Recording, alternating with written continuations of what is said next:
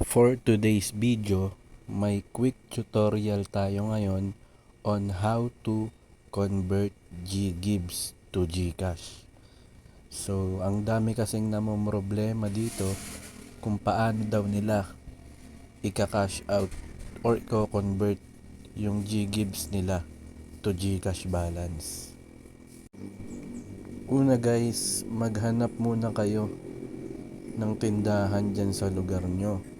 Magtanong po kayo sa mga tindahan kung nagka-cash out sila ng GGibs.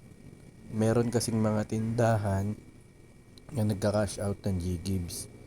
Katulad dito sa tindahan namin.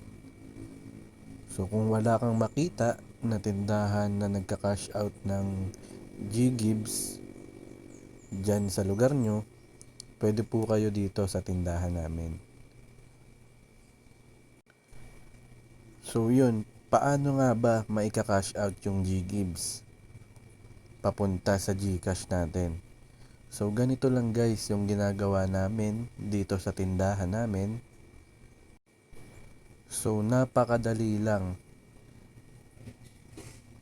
I-click mo lang po yung QR scanner dyan po sa may baba ng apps nyo. Ito pong QR scan.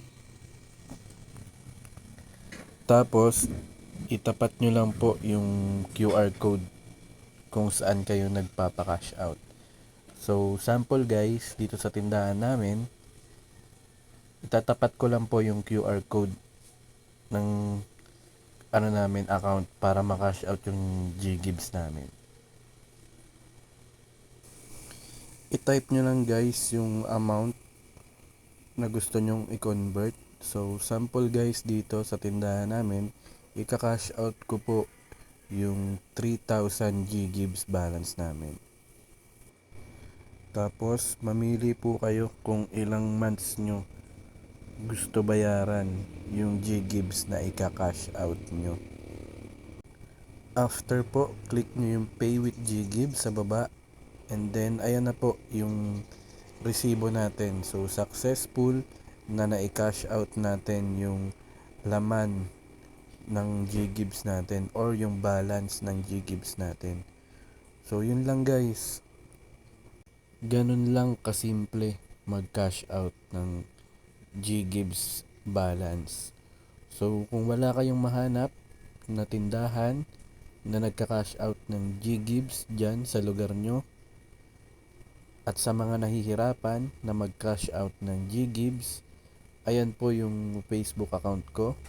Mag-iiwan po ako ng link dyan sa baba ng comment section.